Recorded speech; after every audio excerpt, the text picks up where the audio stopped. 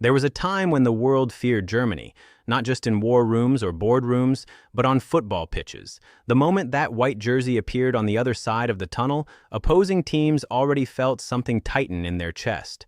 Germany was not just a football nation. Germany was a football empire. 4 World Cup trophies, 3 European championships, decades of dominance so consistent, so ruthless, so mechanical that the rest of the world gave it a name, the German machine. But machines, no matter how powerful, eventually break down. And right now, in front of millions of stunned fans worldwide, Germany's football empire is not just struggling. It is collapsing, slowly, painfully, and in ways that nobody saw coming.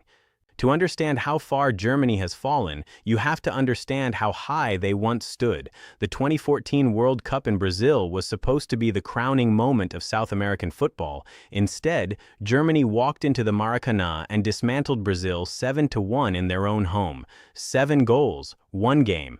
A massacre so complete that Brazilians still call that night O Minerazo, the wound that never fully healed. Germany lifted the trophy that summer in Rio, and the world bowed its head. This was peak German football, organized, ruthless, technically brilliant, and mentally unbreakable. Thomas Müller pressing from the front, Toni Kroos conducting from midfield like a classical composer, Manuel Neuer reinventing the goalkeeper position with his sweeper-keeper style, Mats Hummels and Jerome Boateng locking down the defense like a vault. Everything worked. Everything clicked. Germany looked like they would dominate football for another decade at least. Then something started to go wrong, quietly at first, then loudly, then catastrophically. The 2018 World Cup in Russia was supposed to be the beginning of Germany's next great era. Instead, it became a national disaster. Germany, the reigning world champions, were knocked out in the group stage. Not in the knockout rounds, not in the quarterfinals, the group stage. They lost to Mexico, they lost to South Korea, a South Korea team that had already been eliminated. Germany went home early, humiliated, confused, and deeply shaken. The entire country demanded answers. The German Football Association, the DFB, held emergency meetings. Coaches were fired, strategies were questioned. Players who had been untouchable were suddenly being criticized in ways that would have been unthinkable just 4 years earlier. But the 2018 collapse was not a one-time accident. It was a warning sign that nobody fully listened to. Euro 2020 came around, played in 2021 due to the pandemic. Germany again showed flashes of brilliance, but were knocked out in the round of 16 by England. Then the 2022 World Cup in Qatar arrived, and history repeated itself in the most brutal way possible. Germany crashed out of the group stage again. For the second World Cup in a row, one of the most powerful football nations in history could not make it past the first round. This was no longer a slump. This was a structural crisis. So, what exactly went wrong? How does a nation that produced Beckenbauer, Klinsmann, Kahn, Lahm, and Ozil suddenly find itself unable to compete at the highest level? The answer is not simple, and it is not one thing. It is a combination of failures happening at the same time, at every level of the game. The first problem is the identity crisis inside German football. For generations, Germany had a clear playing philosophy: hard work, defensive solidity, clinical finishing. The team was never the most stylish, but they were always the most reliable. Then, in the mid-2000s, Germany decided to reinvent itself. They invested billions into youth academies. They brought in a new generation of technically gifted players. They chased the Barcelona tiki-taka model. The results looked incredible at first. The 2014 World Cup was proof of that. But somewhere along the way, Germany tried to become something they were not. They chased a style without fully committing to it. They abandoned the defensive grit that made them legendary without fully mastering the attacking fluidity they were trying to adopt. The result was a team caught between two identities, belonging fully to neither. The second problem is the collapse of elite production. Germany once had the deepest squad depth in world football. For every great player, there was an equally talented backup ready to step in. That is no longer true. Look at the current German squad and compare it to the golden generation of 2014. The names are thinner. The quality drop-off is steeper. German clubs like Bayern Munich and Borussia Dortmund still compete at the highest European level, but the number of world-class German players they are producing has shrunk dramatically. Meanwhile, countries like France, England, Spain, and Portugal are producing generational talents at a rate Germany simply cannot match right now.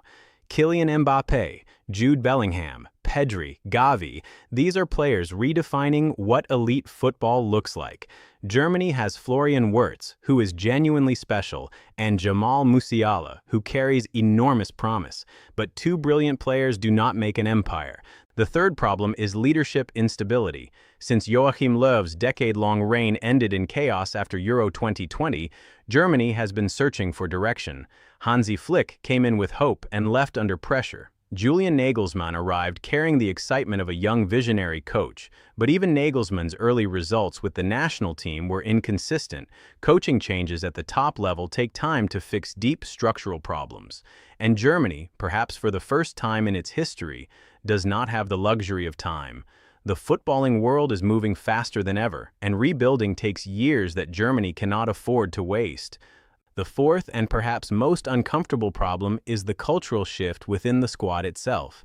German football has historically thrived on a shared sense of national identity and collective purpose, but in recent years, deep divisions have emerged inside the German football community, debates about belonging, about representation, about who gets to call themselves German.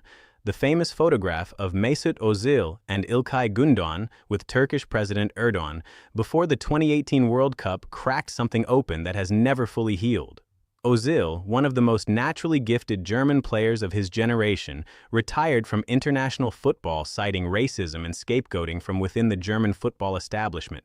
These wounds, public and private, have made it harder to build the kind of unified team spirit that once made Germany invincible. Then there is the tactical evolution of world football that Germany has been slow to adapt to. The best teams in the world today play with intensity, pressing systems, high defensive lines, and positional fluidity that demands every single player on the pitch to be technically perfect and physically elite.